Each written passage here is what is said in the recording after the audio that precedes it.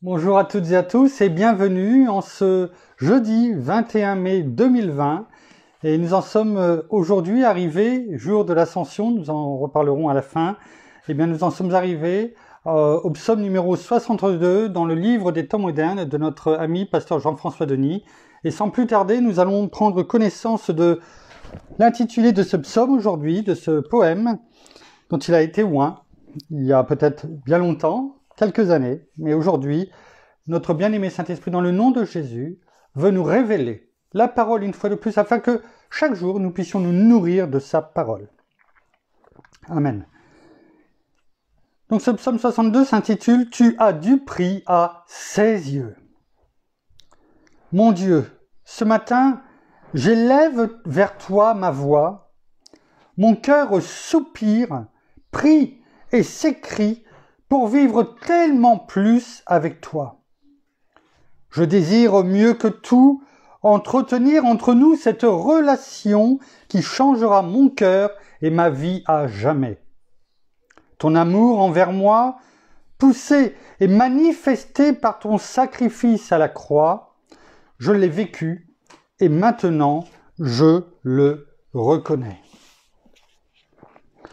Je t'en supplie, entends ce matin mon cri, qui te demande seulement d'être rempli, oui, de ton esprit, mais aussi de ton amour, afin d'aimer comme tu m'as aimé, étant prêt à m'enrôler et à m'investir dans ton armée, et à te consacrer toute ma vie, afin de voir de mes yeux autrui et amis venir et revenir à vivre pour toi cette vie consacrée. J'élève vers toi cette prière avec un nœud dans ma gorge, ce serment dans ma voix et des larmes dans mes yeux, afin que tu puisses ramener à la maison tous ces fils et ces filles qui jadis chantaient de tout cœur la gloire de ton nom. Mon Dieu, mon cœur s'élève à toi pour chacune d'entre elles et chacun d'entre eux. Malheureusement, ils sont nombreux à être tombés au combat, nombreux à avoir abandonné cette marche de la foi. Pour toutes sortes de raisons, ils se sont détournés de ta loi. Alors, en ce moment, cette prière est la seule chose qui compte vraiment pour moi. Père, merci de ce que tu sauves et que tu ramènes à la maison tous ces gens qui sont en perdition et dont tu connais le nom. Tu les ramènes afin de rassembler ces générations qui marcheront unies et mobilisées, telle cette armée en quête d'accomplir sa mission. Merci Seigneur pour ton intervention et d'avance. Je donne toute la gloire à ton nom.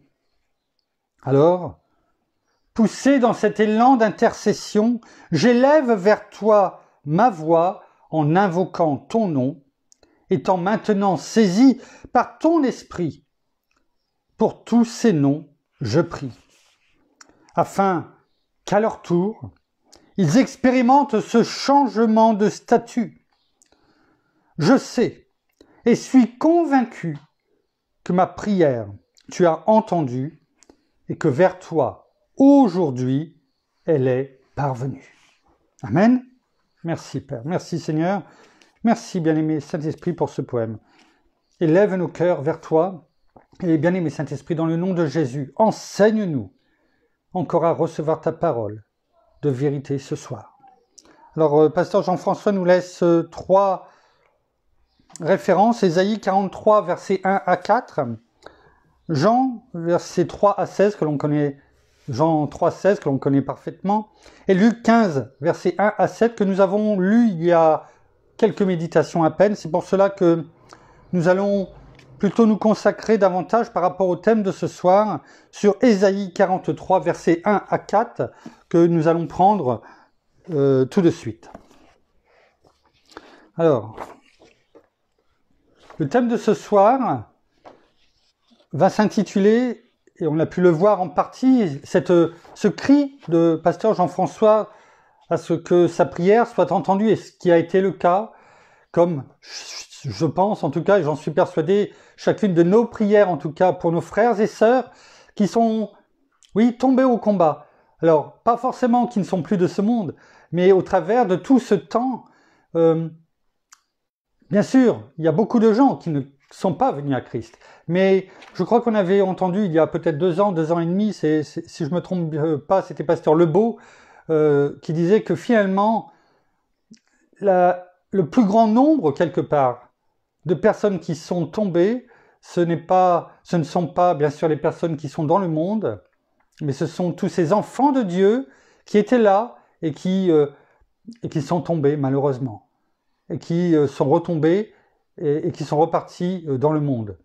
Et c'est vraiment le cri du cœur de pasteur Jean-François au travers de ce psaume, et c'est également notre cri du cœur ce soir, et le but, c'est de voir au travers de quelques versets, eh bien, la sécurité que nous avons, la sécurité que nous donne notre Père, la sécurité des saints, non pas ceux de l'Église catholique qui, soi-disant, pour chaque jour de la semaine, un saint, de chaque jour de l'année, un saint qui soit le saint patron de quelque chose, d'une activité, ou qui guérit une maladie si on prie à cette personne.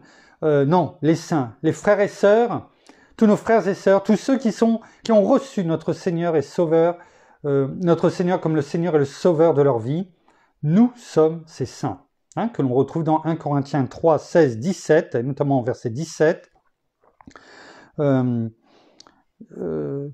vous connaissez parce qu'on l'a déjà dit assez souvent et que je vous invite à aller rechercher par vous-même, car il est bon quelquefois aussi d'aller rechercher soi-même les versets afin d'ouvrir la parole, et non seulement pour nous nourrir, mais si vous voulez entendre aussi Dieu vous parler, je vous invite à lire ces versets ou la parole en tout cas à haute voix, car là vous entendrez en plus Dieu vous parler. Alors prenons ne serait-ce que la première de ces références, Ésaïe 43, versets 1 à 4. Il est écrit « Peuple de Jacob, maintenant ton Créateur, lui qui t'a formé, Israël, le Seigneur te déclare, n'aie pas peur, je t'ai libéré, je t'ai engagé personnellement, tu m'appartiens. Quand tu traverses l'eau, je serai avec toi. Quand tu franchiras les fleuves, tu ne t'y noieras pas. Quand tu passeras à travers le feu, tu ne t'y brûleras pas, les flammes ne t'atteindront pas. Car moi, le Seigneur, je suis ton Dieu, moi, l'unique, vrai Dieu, le Dieu d'Israël, je suis ton Sauveur. Je donne l'Égypte pour payer ta libération, l'Éthiopie et Séba en échange de toi. C'est que tu as du prix à mes yeux. Tu comptes beaucoup pour moi et je t'aime. Donc, je donne des hommes à ta place, des peuples en échange de toi. Ces 4 versets montrent bien la sécurité et l'amour qu'a notre Père pour nous. On pourrait en parler pendant presque des heures, mais le temps est compté entre guillemets. Mais on le voit au travers de ces 4 versets. N'aie pas peur, je t'ai libéré, je t'ai engagé, tu m'appartiens. Il n'y a rien qui peut te submerger. Je suis ton Dieu, l'unique vrai Dieu. Je suis ton Sauveur. Je paye une rançon pour toi, on va y venir. Parce qu'il est bon de comprendre aussi les versets. C'est comme cela qu'on se nourrit également. Alors, quand il est dit « et maintenant », au verset 1er de Ésaïe 43, « et maintenant », ça veut dire quoi? Eh bien, par là, il faut simplement regarder les chapitres précédents, donc chapitres, on va dire 40 à 42, et on s'aperçoit que tout ce qui a frappé, la colère de Dieu aussi, qui a frappé le peuple Israël. Comment dirais-je, la déportation aussi à Babylone, enfin, tout ce que le peuple hébreu, le peuple d'Israël, s'était perverti à cause du péché. Et on sait très bien que le péché mène à la mort et que se tourner vers de faux dieux, eh bien, il y a toujours une conséquence. Il y a toujours une conséquence. Et c'est à cela que fait le rappel de tout de suite, au début du chapitre 3, du chapitre 43, tout de suite au début du verset 1, « Peuple de Jacob, maintenant ton Créateur, lui qui t'a formé, Israël, le Seigneur te déclare » et tout ce que nous avons pu dire. C'est-à-dire maintenant, après toutes tes humiliations que tu as subies, eh bien, une ère nouvelle commence. C'est cela qu'il dit. Et il dit après les choses. Il dit, qui t'a créé, formé? Il rappelle que Israël doit son existence, et quand je dis Israël, c'est nous-mêmes. Parce que là, c'était bien sûr l'Ancien Testament, mais c'est nous-mêmes au travers d'Israël, parce que nous sommes greffés sur l'olivier verdoyant, c'est-à-dire le peuple d'Israël, le peuple de Dieu, d'autant plus depuis parce que nous faisons partie de la nouvelle alliance. Donc, Dieu rappelle à Israël que son existence est simplement le libre choix de sa part. Et gloire à Dieu, parce que nous en faisons partie. Et à ces dispensations miraculeuses qu'il a effectuées pour les sortir de l'esclavage. Un peuple élu, un peuple qui a été élu et dont il a élu Abraham, de qui ils sont sortis. Et à qui, en ayant béni Abraham de toute bénédiction, eh bien, cette postérité qui lui a été donnée. Quand il dit « je t'ai racheté », effectivement, Dieu a racheté Israël lorsqu'il l'a tiré d'Égypte, lorsqu'il l'a fait sortir d'Égypte. On ne va pas revenir dessus, on en a parlé bien souvent, mais c'est à ce moment aussi, lorsqu'il l'a fait sortir de l'Égypte, c'est-à-dire l'Égypte qui est synonyme c'est l'image du monde, de Satan, surtout à cette époque-là, et c'est resté. Donc, c'est à ce moment aussi qu'il l'a pris, que Dieu a pris pour lui de choisir et de faire du peuple d'Israël un peuple connu et aimé de lui entre tous les peuples du monde. La preuve, il le dit, « Je t'ai appelé par ton nom ». C'est toi que j'ai choisi, c'est toi que j'ai appelé. Quand on choisit quelqu'un, ou quand on fait par exemple l'appel à l'école, eh bien, on appelle le nom haut et fort pour qu'il entende et la personne avance. C'est ce qu'il a fait avec le peuple d'Israël. Gloire à Dieu. Et on le voit, je vous donne juste 2 références, vous pourrez aller les rechercher qui confirment cela. Exode 19, versets 1 à 5, je vous invite à les lire, et Exode chapitre 20, versets 2 et 3. Dans le verset 2 d'Ésaïe 43, eh bien, on parle du feu et de l'eau. Eh bien, le feu et l'eau représentent toute espèce de danger. C'est pas seulement le feu et l'eau, c'est l'image de toute espèce de danger. Je vous invite à aller voir ce qui est écrit dans le psaume 66 au verset 12. C'est ici l'image des plus grands périls qui puissent encore menacer Israël et donc nous aujourd'hui. Parce que la parole que nous avons lue, c'est pour nous également aujourd'hui. Prenons-la pour nous. C'est une promesse. Et cette promesse, on la prend. Et quand on la prend, on la reçoit. Et elle vit en nous. Verset 3, lorsque notamment il dit « Je t'ai racheté ». Je donne l'Égypte, je donne l'Éthiopie, je donne Séba en échange de toi. Je te rachète par des peuples en échange de toi. Notre Père est un juste juge. Forcément, il y avait besoin d'un jugement, d'un rachat. C'est pour ça qu'il dit « Je t'ai racheté ». Effectivement, à cette époque-là, notamment à l'époque de la déportation à Babylone, eh bien, le peuple d'Israël était dans les mains de Cyrus. Et Cyrus, en prenant Babylone, Babylone, parce que il avait conquis Babylone, il avait renversé le peuple babylonien, eh bien, il a acquéri des droits en même temps sur Israël qui était en déportation à ce moment-là. Mais, loin, je dirais, d'abuser de cette situation, il a laissé repartir petit à petit le peuple d'Israël vers Jérusalem. Et Dieu,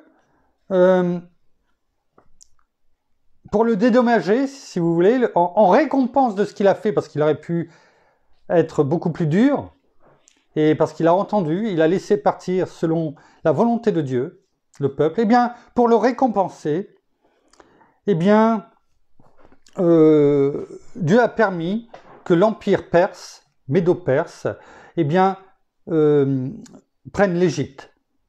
C'est pour ça que Dieu lui dit, je te donne l'Égypte. Mais aussi, il parle de deux pays, l'Éthiopie et Séba. Alors l'Éthiopie, c'est surtout la partie, quand on parle d'ici, la partie méridionale, c'est la partie sud de l'Éthiopie. Et Séba, c'est davantage, comme il est écrit, la partie septentrionale, c'est-à-dire la partie nord, au septentrion. Hein, et cela a été effectivement donné à son fils Cambis, qui a récupéré, je dirais, ces deux parties de l'Éthiopie dont je viens de vous parler. Cela a permis de mieux comprendre comment Dieu a racheté après toutes ces épreuves le peuple d'Israël. Maintenant, voyons ce qui est écrit également dans Job 11, 18.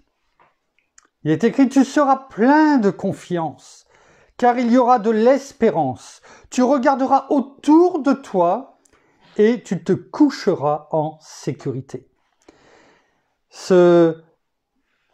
Dans ce 11e chapitre de Job, c'est Sophar qui parle à Job, Sophar qui était le plus jeune de ses trois amis. C'est vrai que à cette époque-là, bien souvent le plus jeune ne disait rien, se taisait et laissait plutôt les anciens parler, mais là il prend la parole et il aurait mieux peut-être fallu que ce soit Dieu qui prenne la parole plutôt que Sophar, mais enfin bon, qu'importe. Et là, au travers de ce verset, on voit, tu seras plein de confiance, il y aura de l'espérance, mais surtout tu vas regarder autour de toi.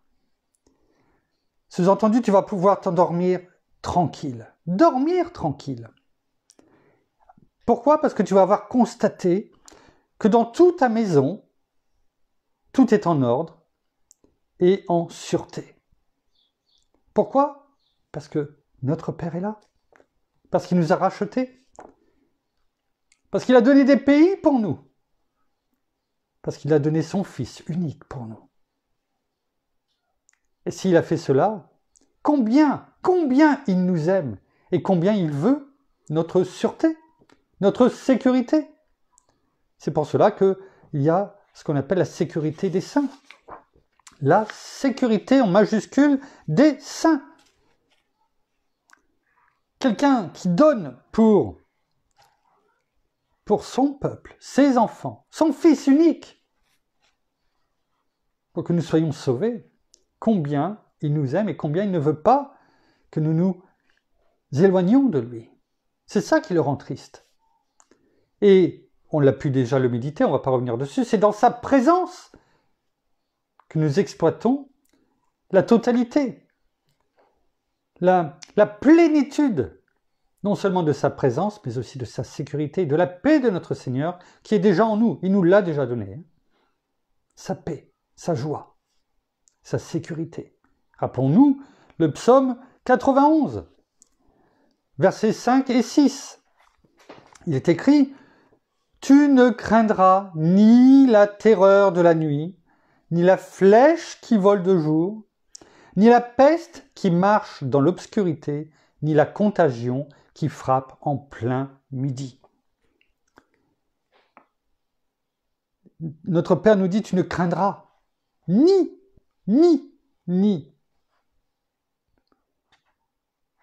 ni cela. Et il lance, regardez, ni la terreur, ni la flèche, ni la peste, ni la contagion. Tu peux les éloigner de toi, c'est ma promesse. Tu ne vas pas craindre. Tu n'as pas à les craindre. Et plus loin, il dit, parce que tu fais du Très-Haut ta retraite, aucun malheur ne t'arrivera. Aucun fléau n'approchera de ta tente. Encore des promesses. Que de belles promesses. Mais ce n'est pas les promesses d'un homme. C'est la promesse du Tout-Puissant, de notre Père. Nous les prenons, nous les recevons, elles sont gravées sur les tables de notre cœur, et c'est ce qui arrive. Sa parole ne revient pas à lui sans avoir produit son effet. Ce pourquoi il l'avait envoyé. Ce pourquoi elle nous parle encore aujourd'hui. Alors, le psaume 91, il est important de savoir quand même que c'est une réponse, elle sonne comme une réponse divine à la prière qu'a fait et que fait entendre le psaume précédent, c'est-à-dire le psaume 90, le psaume d'une prière que Moïse a faite lorsqu'il était dans le désert, le psaume 90. Et Moïse, au désert, a vu tomber par milliers, par dizaines de milliers, des personnes, des frères et sœurs, de son peuple. On a pu méditer dessus plusieurs fois, devant la désobéissance du peuple d'Israël. Alors Moïse, a prié, on le voit plusieurs fois. Et le psaume 90, c'est sa prière. Et le psaume 91, c'est une réponse divine de Moïse. Et tout fidèle comme Moïse, comme lui, vit au milieu de, de puissance de destruction. Il y en a, l'ennemi est là, et il utilise tout ce qui est à son pouvoir pour essayer de faire tomber le peuple de Dieu. Il a jeté son dévolu sur le peuple de Dieu. Effectivement, il utilise les personnes qui sont de ce monde. Mais son dévolu, et c'est avant tout qu'il veut faire tomber et les ramener à lui. Alors, il n'en trouve pas moins qu'auprès de l'Éternel, malgré toutes ces épreuves, tout ce qu'il y a, et elles sont nombreuses, auprès de l'Éternel, il y a une sécurité parfaite. Le psaume 91 c'est le psaume de la protection. Et je vous invite à le faire chaque jour. On a pu déjà en parler et le méditer. Mais, pour cela, il y a une condition. Cette condition, c'est d'habiter en permanence dans sa retraite secrète. Il est même écrit dans le psaume 91, tu fais du Très-Haut ta retraite, ta résidence. Aucun malheur, etc., comme on a pu dire tout à l'heure. Donc c'est cette condition, comme au début du chapitre 91. Celui qui habite. On n'habite pas en dehors de notre maison, on habite à l'intérieur. C'est la même chose. C'est la même chose. C'est la condition pour que cette plénitude de la protection de notre Père soit sur nous. Vous remarquerez que c'est un des rares psaumes qui est anonyme. C'est-à-dire que quand on le lit, il n'y a pas de nom. Il n'y a pas psaume de David, psaume de Corée, etc., etc. Et on peut dire que quand il n'y a pas de nom, ça veut dire qu'il appartient de fait à toutes les époques. À toutes les époques, à toute génération, car en tout temps. Le fidèle s'avance, protégé comme Moïse par sa foi. Cette foi qu'on a reçue, par grâce, la foi d'Abraham. Oui, et on s'avance comme Moïse, par foi, avec notre foi, au milieu d'innombrables dangers. Mais nous savons que notre Seigneur nous a dit, je vous envoie parmi les loups, mais je serai tous les jours avec vous. Toujours avec vous. Le psaume 112, versets 6 et 7, il est écrit, car il ne chancellera jamais. Le souvenir du juste dure toujours. Il ne craint pas de mauvaises nouvelles, son cœur est ferme, confiant en l'Éternel. Là aussi, il ne sera jamais ébranlé, il ne chancellera jamais. Si on respecte ce qu'on vient de dire, on ne sera jamais ébranlé. On ne chancellera pas. On restera ferme. Ferme. Dans la défense de notre bon droit également, eh bien, on ne faiblira pas. Et quand il mourra, eh bien, son nom restera en bénédiction pour les autres. Oui. C'est ça que ça vient de dire. C'est beau. Parce que jusqu'au bout, il est là. Et pour l'éternité. Il ne craint pas de mauvaises nouvelles. Aucun mauvais bruit. Qu'il s'agisse de menaces, de calomnies, et on en a, ou d'événements plus ou moins redoutables, eh bien, on n'a rien à craindre. On n'a pas à craindre la mauvaise nouvelle. Rien. Et on s'aperçoit, si vous allez voir dans Job 15, au verset 21 et 22, c'est tout le contraire qui attend le méchant. Je vous donne les références, allez les voir. Proverbe 3, verset 24. Il est écrit, si tu te couches, tu ne seras pas terrifié, et quand tu seras couché, ton sommeil sera doux. Effectivement, on peut se coucher en paix, parce que il ne dort pas, celui qui veille sur Israël, sur nous. Jamais il ne dort. Et y compris pendant la nuit, il veille sur nous. Mais il est vrai que la nuit est le temps où toute occupation cessant, parce que on est au lit, donc on n'est pas ailleurs, l'âme qui est le siège de nos émotions, de nos pensées, de notre volonté, eh bien l'âme inquiète est la proie de ces soucis de l'ennemi. C'est pourquoi il y a toujours un combat, comme on a pu le voir avec notre Seigneur à Gethsémane, au niveau de l'âme. D'où l'importance d'être toujours et de se mouvoir simplement autour de la présence de notre Père, de notre Seigneur, et de laisser agir le bien-aimé Saint-Esprit afin d'être en totale paix dans son repos, dont on a pu faire la méditation il y a très peu de temps. Alors, prenons aussi Proverbe 3, verset 24. Il est écrit, c'est pourquoi nous pouvons dire avec courage, le Seigneur est mon secours. Je n'aurai pas de crainte. Que peut me faire un homme ? Je crois pas, excusez-moi, c'est pas Proverbe 3, 24, c'est Hébreux 13, verset 6. Hébreux 13, verset 6, il y a juste une coquille au niveau informatique que je n'ai pas changé. C'est Hébreux 13, verset 6. Donc voilà, c'est corrigé. C'est pourquoi nous pouvons dire avec courage, le Seigneur est mon secours, je n'aurai pas de crainte, que peut me faire un homme ? Nous sommes ambassadeurs de Christ sur terre. Et nous n'avons pas à nous agenouiller ni à redouter quoi que ce soit d'un homme.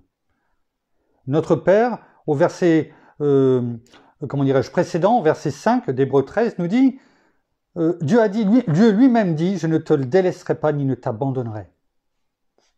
Dans d'autres domaines, mais dans tous les domaines, il nous le dit. Demeure en moi, je suis fidèle. Je suis Dieu puissant, le créateur de toutes choses. Donc, demeurez ferme dans la foi. C'est ce qui nous est demandé. Au Christ qui est immuable, qui ne change pas. On le voit également, par exemple, dans le psaume 118, verset 6. Il est écrit « L'Éternel est pour moi, je ne crains rien. Que peuvent me faire des hommes ?» En réponse à Hébreux 13, verset 6. Psaume 56, verset 5. « De Dieu je loue la parole, en Dieu je me confie, je ne crains rien. Que peuvent me faire des hommes ?» Vous voyez, nous n'avons pas à craindre l'être humain. On n'a pas à le craindre en tant qu'enfant de Dieu, on n'a pas à le prendre de haut, c'est clair. On n'est pas meilleur, il faut se rappeler d'où on vient, mais on n'a pas à le craindre. Nous sommes des enfants de Dieu. Psaume 56, verset 12, il est écrit « En Dieu, je me confie, je ne crains rien. Que peuvent me faire des hommes? Notre âme doit être tout simplement en paix, y compris lorsque l'on va se coucher, comme on a pu le voir, toute la journée, 24 heures sur 24, car nous nous abandonnons à Dieu. Hier, nous avons vu l'engagement, c'est ce que nous devons faire afin d'exploiter, de recevoir sa plénitude complète. Je veux bien juste un tout petit peu d'eau avant de terminer. Merci. Dans 1 Pierre, chapitre 3, verset 13, il est écrit « Qui donc vous maltraitera si vous êtes zélés pour le bien ?» Alors, effectivement, l'apôtre Pierre sait très bien que le monde peut, dans un sens, effectivement, faire du mal, et voire même beaucoup de mal. On a pu le voir dans pas mal de méditations donc aux chrétiens. Il le dit lui-même, de toute façon, au verset suivant, au verset 14. Mais là, dans ce qu'il dit là, il ne le voit pas. Il ne voit pas le mal comme dans le vrai sens du mot, c'est-à-dire de se faire mal, physiquement. Mais il le voit dans le sens du péché. Oui. Pour celui qui est zélé pour le bien, eh bien à ce moment-là, il dit que le mal peut certes lui venir du dehors, mais à cause du nom du Christ, mais ne saurait que tourner à son bien. Je reprends, pour celui qui est zélé pour le bien, le mal peut certes lui venir du dehors, à cause du nom de Christ, et ça on le sait, mais ne saurait que tourner à son bien. C'est-à-dire que, on le sait, notre Seigneur à la croix a transformé toute malédiction. Bien souvent, lorsque l'ennemi projette quelque chose de mal, eh bien, cela est transformé en bénédiction pour nous. Nous terminerons avec une citation d'un théologien du XVIIe siècle qui s'appelle Quesnel, Q-U-E-S-N-E-L. Si vous en voulez davantage, je vous invite à aller taper simplement Quesnel sur Wikipédia et vous trouverez qui il est, ce qu'il a fait. Il a écrit et il a dit « Qui est bien avec Dieu n'a rien à craindre des hommes. » Alors oui, nous n'avons rien à craindre des hommes, absolument rien. Nous sommes tout simplement invités, comme on le fait depuis bien longtemps maintenant, à demeurer ferme, à demeurer en Christ Jésus notre Seigneur, afin qu'il demeure en nous, afin que nous portions beaucoup de fruits. Nous le savons. Nous avons pu voir au travers de quelques versets aujourd'hui la sécurité qui est la nôtre en ces temps, jour et nuit. Et juste pour terminer, un petit mot quand même, en ce jeudi de l'Ascension, de nous rappeler quand même que notre Seigneur, lors de l'Ascension, est monté et a donné, a encouragé bien sûr tous les disciples et les apôtres qui étaient là. Il leur a confié et leur a donné même un ordre en leur disant « Allez à Jérusalem, allez dans la chambre haute et attendez. Attendez. Attendez quoi? La puissance. La puissance du Consolateur, celui qu'il avait parlé dans Jean 14, qu'il envoyait, que le Père allait envoyer en son nom, et qui, 10 jours plus tard, on le verra à ce moment-là, eh bien, est venu avec des langues de feu dans la chambre haute, toucher les 120, et qui ont engendré, et tout cela a engendré la naissance de la première Église, et qui nous permet aujourd'hui d'être là et de pouvoir méditer chaque jour et de nous nourrir chaque jour de la parole de notre Père. Oh, merci. Merci. Nous terminons par la prière. Merci. Merci Seigneur encore pour cette méditation. Merci encore pour ta parole. Merci parce que tu nous enseignes. Merci parce que tu nous montres toutes ces choses et tu te révèles à nous par notre bien-aimé Saint-Esprit. Oui, bien-aimé Saint-Esprit, tu nous révèles tout ce que notre Seigneur Jésus a à nous dire aujourd'hui, demain et pour le reste de nos jours. Oui, parce que tu conduis toutes choses et tu nous montres encore dans les différentes choses de notre vie dans les différentes situations, que notre Père nous aime par-dessus tout. Oui, il nous aime. Il nous aime. Et nous voulons l'aimer en retour et vraiment, merci parce que, oui, tu as donné ton Fils pour nous, pour le pardon de nos péchés. Oui, nous qui ne valions rien, mais tu nous as tellement aimés que tu as donné ton Fils pour nous. Alors, merci de tout cet amour, merci encore et de tout ce que tu fais jour après jour dans nos vies, et nous voulons, nous aussi, viens vraiment venir à toi et te montrer combien nous t'aimons, nous laisser porter par toi. Alors oui, dans les différentes choses de nos vies, dans les différents problèmes, eh bien, tu es là tel un bon Père vers lequel nous pouvons nous tourner, parce que tu nous prends dans les bras, parce que tu nous consoles, parce que tu nous fortifies, tu nous encourages, et surtout, tu es là tout contre toutes les attaques, contre toutes les tempêtes, contre tous les problèmes que nous pouvons avoir dans nos vies. Eh bien, tu es là et tu nous entoures de tout ton amour, de toute ta bonté, de toute ta miséricorde. Oui, alors, merci et nous voulons encore te rendre gloire et te rendre grâce vraiment pour tout ce que tu fais pour nous. Jour après jour, même nuit après nuit, parce que tu le dis que nous n'avons rien à craindre, ni le jour, ni la nuit, et que c'est en toi que nous trouverons du repos.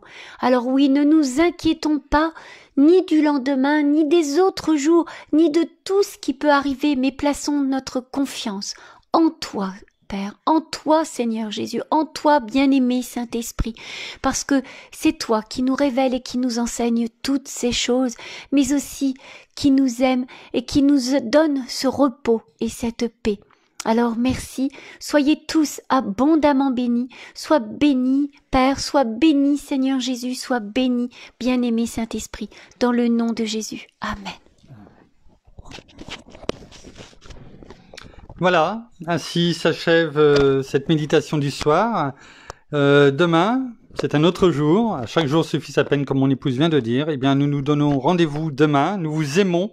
Bonne soirée et bon courage pour ceux qui travaillent demain. Et nous nous donnons rendez-vous demain soir au même endroit, à la même heure, fidèle au poste. Au revoir.